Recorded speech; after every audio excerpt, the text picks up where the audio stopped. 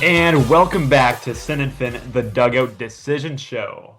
And I am honored to be joined by today's very special guest, ESPN lead announcer for men's college basketball, recipient of the Jack Rainey Award presented by the Canadian Baseball Hall of Fame, and most importantly, the legendary play-by-play voice for our very own Toronto Blue Jays. Toronto's very own Dan Shulman joins us today. Dan, thank you so much for taking the time and welcome to the show.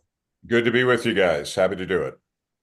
Yeah, we'll get started with our first question here. So, Aiden and I are huge Blue Jays fans and have probably dreamt about working for the Blue Jays all our lives. And you've done just that. You've been a play-by-play announcer for a very long time. So, for the first question, what does it mean to you to be the play-by-play announcer of your hometown baseball team, but also work alongside your son, Ben Shulman, as the first father-son World Series duo broadcasting?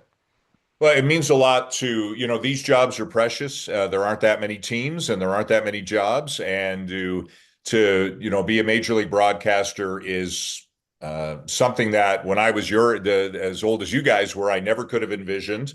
It was beyond my wildest dreams. So, to be able to be a major league broadcaster is really special. And then to do it in your hometown is even more special. I don't know how many major league broadcasters are the broadcasters in their own hometown, but there aren't that many of us, I wouldn't think. So that part is great and something that I don't take lightly. I know how many fans this team has. We see it when the Blue Jays go to Seattle or Minnesota or Cleveland or Detroit. We're aware of how many people are out there watching the games, and it's a big, big number. Excuse me. And then, and now that Ben has gotten into the business and he's the radio announcer for the Jays, it is really fun as a dad. I try to give him his space at work. I don't want to, who wants their, dorky old dad hanging around when you're trying to do your job. But it is very fun. We talk every day. We text every day. We're kind of living the same lives, preparing for the same things. So that's kind of an added bonus, another very special part of it. And we were thrilled to see it. Again, you're obviously both Toronto born and raised, and we loved hearing the 2025 playoff run and some of the amazing calls that both you and Ben had. But your start came with the Blue Jays with TSN back in the day, right? For people that may not remember, it Yeah. wasn't Sportsnet actually. You called the Jays for TSN for a number of years, then eventually switched to ESPN for Sunday Night Baseball and some of the amazing calls that came there. I know you've referenced frequently that David Freese home run, the World Series 2011, but you eventually returned to the Jays in 2016. If you can speak to a little bit of what the ESPN role was like and what drew you back to the Jays in 2016 and why you wanted to return to your hometown team. Right. So, yes, I did.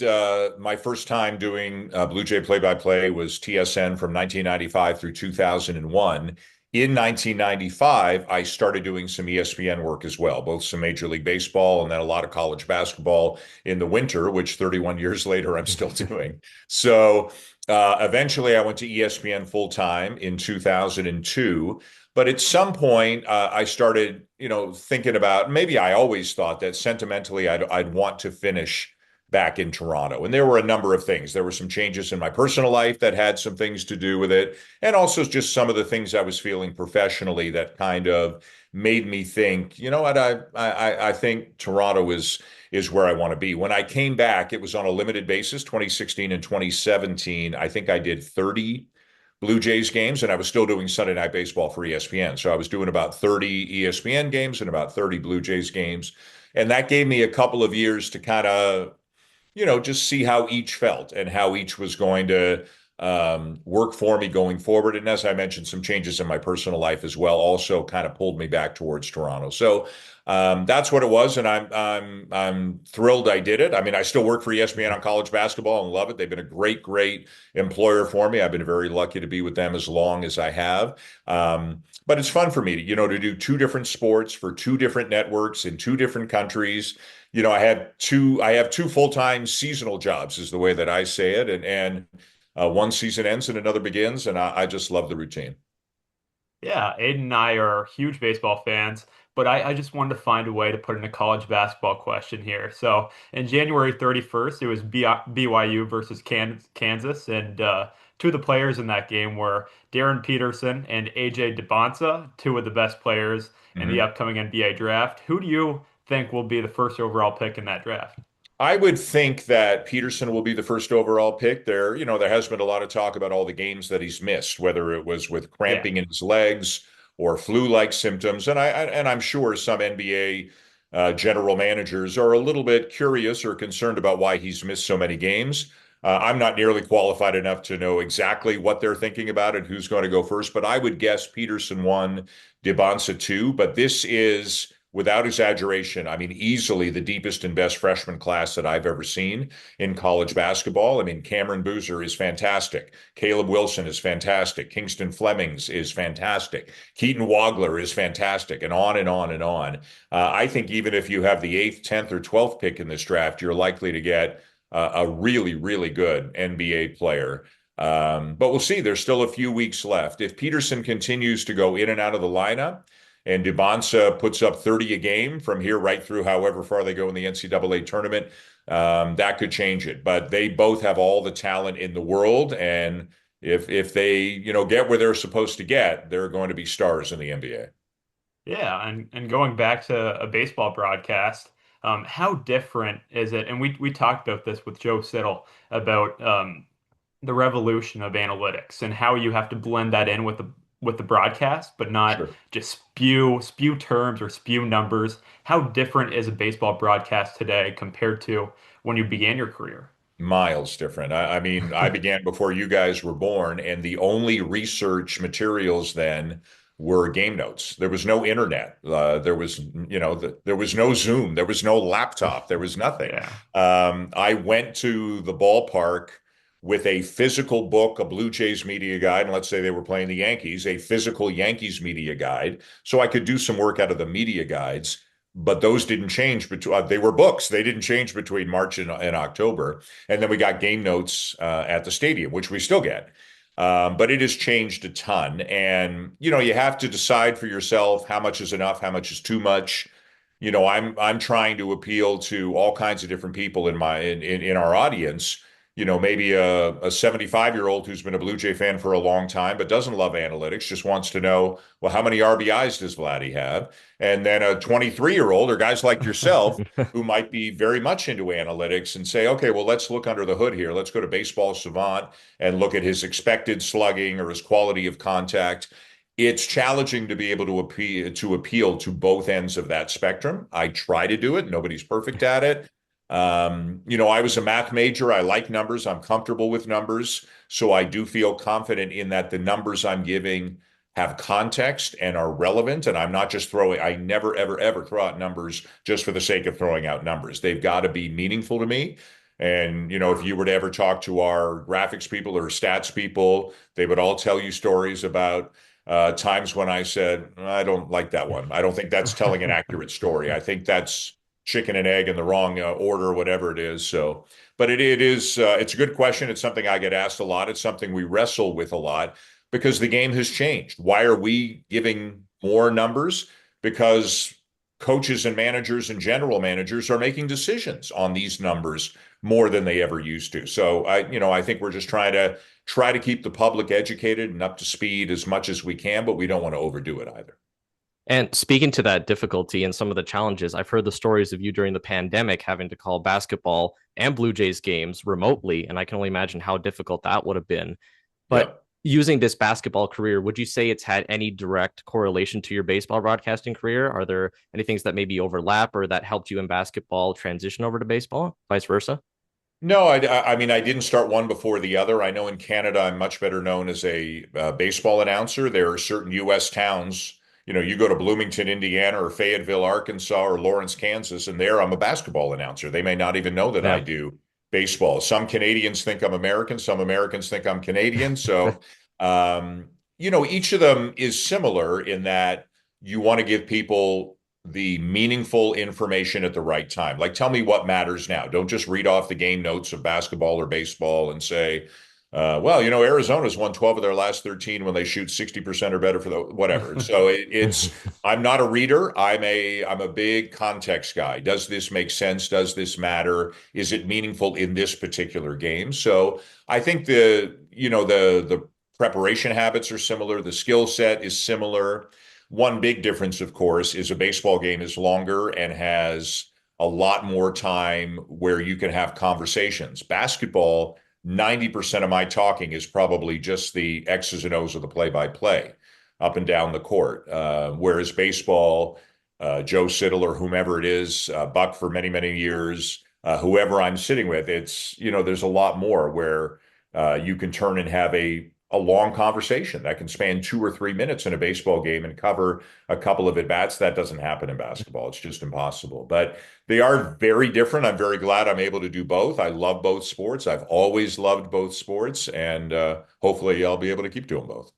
And we love it. We love all the stories that you've shared, that Buck has shared on the broadcast. We're Canadians. Most of our viewers are Canadians as well. So we see you as a Blue Jays broadcaster, and we've loved your Sure. role. But speaking to the Blue Jays, how demanding would you say a broadcast is? And maybe some of that daily preparation. If it's a July game, say middle of the week, 7 p.m., what does that day look like? And the preparation leading up to a Right. game, maybe afterwards as well. So let's say it's the White Sox and it's the first game of a series. So a Monday, let's say, and Yeah. Sunday we finished up calling a series between the Blue Jays and the Athletics or whatever. So like how much White Sox prep have I done before that day? Not a ton. I will do some. And part of my everyday routine is not just Blue Jays and the team they're playing. It's getting on MLB.com, Baseball Reference, Fangraphs, Baseball Savant, et cetera, The Athletic, and reading articles, stashing articles away in folders that I have for future reference. So I try to stay up on as much as I can, but it's impossible to stay totally up on 30 teams when you're doing games almost every day. So day one of that White Sox series, my morning after a dog walk and a coffee will be several hours probably on the White Sox. Who's their starting pitcher? Go back and watch 2, 3 innings at least of his previous start with the White Sox broadcasters, learn about their pitcher from them, the same as they do from us. Go through their lineup, go through their bench, go through their bullpen. It's all in a Word doc that I have. I try to minimize the paper. So I will have White Sox Blue Jays series, July 7 to 9 Word doc that starts off probably 5 or 6 pages, and by the end of the series, will probably be 8 or 9 pages. And I put together most of the morning is spent on the White Sox. The Blue Jays, because I'm around them every day, it's kind of just brushing up on your notes as if you were studying for a final or something. You've just taken the course. So now it's exam period. And yeah, you cram, but you've just been through it for on a daily basis. So again, updating trends or streaks, who's pitching for the Blue Jays, how have their hitters done against Blue Jay pitchers, how have Blue Jay pitchers done against White Sox hitters, et cetera, et cetera. And I leave for the ballpark at about 2 o'clock. It takes me 30 to 40 minutes to get there. In the booth, hopefully by 2:45. Blue Jay Clubhouse opens at 3. We get about 45 minutes in there. I'm not always in there for 45 minutes. It's their place of work. I have a little note on my phone called Blue Jay Questions, and I write things down during a game or after a game or while I'm prepping. Hey, ask Tyler Heideman about this, ask Ernie Clement about that. Try to get those questions answered. Then we go into John Schneider's office for about a 15-minute daily media session. And then out on the field, maybe I didn't find Ernie Clement, but I see him around the cage now that it's batting practice. Ask him there. Usually go over to the White Sox side, ask some questions there, try to do their manager availability. But by 5 o'clock, I'm back up in the booth doing my scorebook, which takes, I'm sure most baseball announcers would tell you, that's probably a 30 to 45-minute process. Grab a bite to eat if I can quickly. We do a 6 o'clock meeting with our producer and director. We're in the booth, they're in the truck, talking about graphics and video packages and storylines. And then now it's 6:15, 6:30, and it's about ready to go. So day two and day three of a series, not as involved because now I've just done a White Sox game. So now I'm brushing up on them a little bit as well.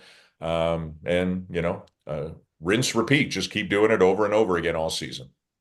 Yeah, those storylines that Joe Siddle, Buck gather and present during a broadcast are super insightful, especially when they're not in an article, say Keegan Matheson did, or a Blue Jays beat reporter did, or wasn't published. So I think that's very interesting. Where whether it's Joe Siddle talking about Vladdy's batting stance and just things like that, and Hmm. him talking to Addison Barger and saying that Addison Barger is fatigued, like just stuff you wouldn't see Right. watching a baseball game or is implied. So I think that is very cool. And just going back to your journey and how neat that journey is, for us as Brock students, you went from Western to the show. Now, did you have any mentors who were key in that journey? And obviously, Buck Martinez retired And we kind of wanted to put in a question about Buck as well. So, Sure.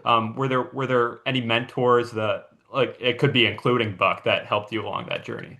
Right. So after Western, my first radio job was in Barrie. Sorry, my dog is barking to get out, but she'll have to wait a few minutes here. So, um, my first job was in Barrie, and but I was doing newscasts, sportscasts, covering elections, the courts, anything they needed.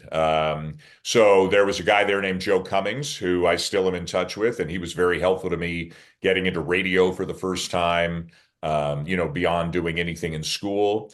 I eventually got to the fan, although it wasn't even the fan yet. It was CJCL 1430, and some people took good care of me there, most notably Scott Metcalf, who was the news director, who helped me out when I was a sportscaster. And then later on, when the station became the fan and went all sports, Alan Davis, the program director, like took a flyer on me. I was like 20, I don't know, 25, 26 years old. And all of a sudden he gave me a talk show filling 4 hours a night whenever the Leafs and Jays didn't play because their games were always on the fan.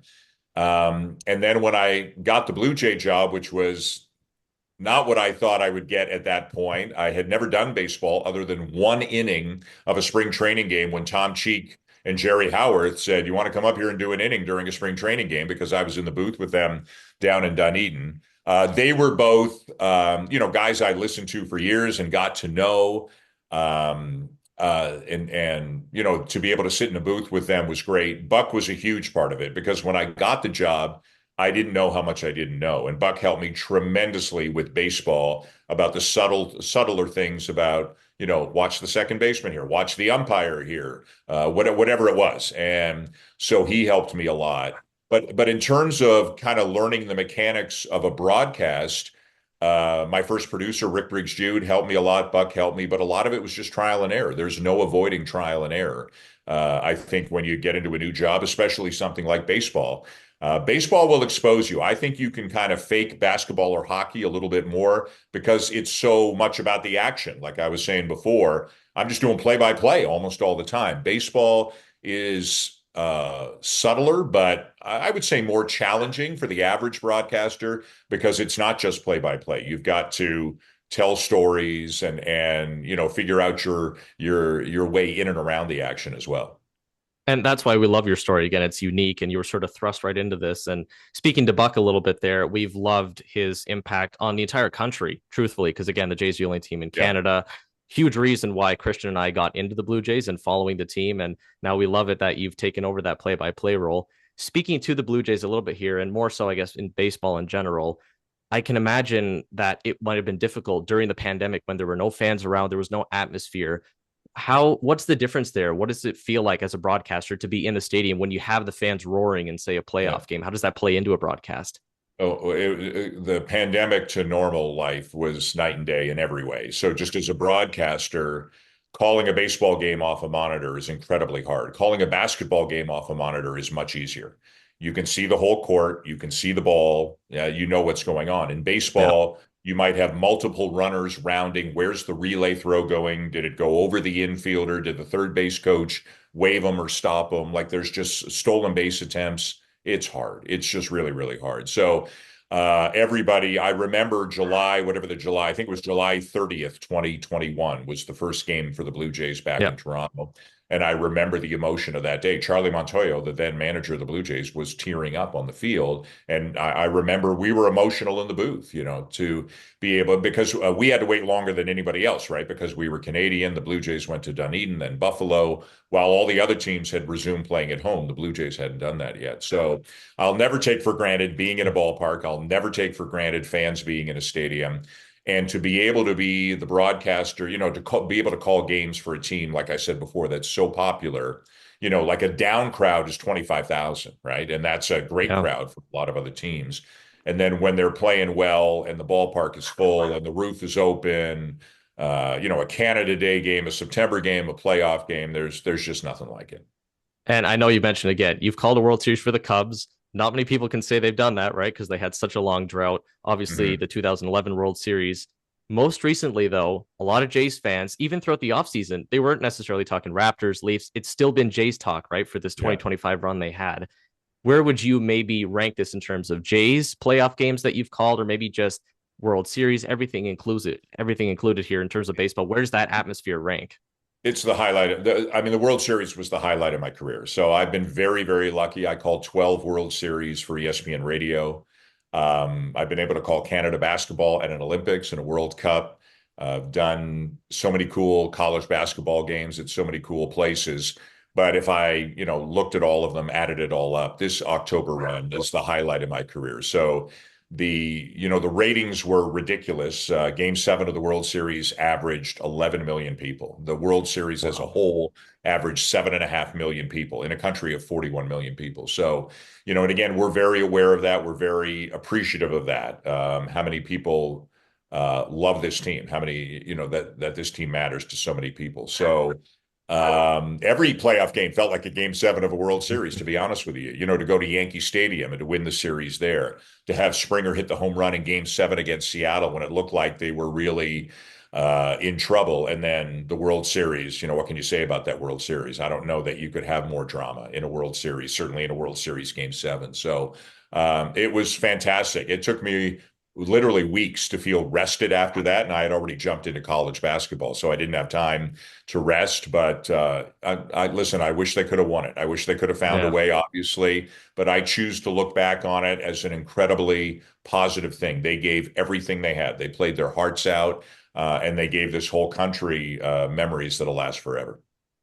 Yeah, so many critical plays during that playoff run. And it was Andres Jimenez in the ALCS hitting huge home runs, and your calls for those home runs were unreal. And then the Vladimir Guerrero Jr., Davis Schneider back to back in the World Series, just so like nobody could have guessed that. So unpredictable Mhm. and such a great playoff run.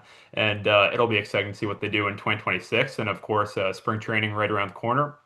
And one of our last questions here is just about a book. So I I was never a reader in high school. I thought books were dumb. But in university, I have a whole list of different baseball books. Yeah. And you've written the foreword for Shai Davidi's book, the Big 50, Toronto Blue Jays, the men and moments made the Toronto Blue Jays.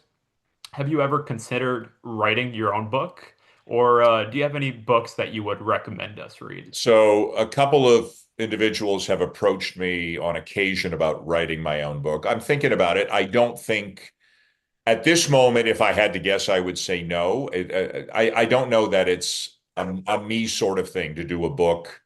I'd have to figure out what I wanted to put into it. And truthfully, like it's not like I started writing things down 30 years ago and I've forgotten so much. And what if I get something wrong and I offend somebody and stuff like that? So I don't know. I'd put it in the doubtful category right now, but it is something that I've been approached about a couple of times and have thought about here and there.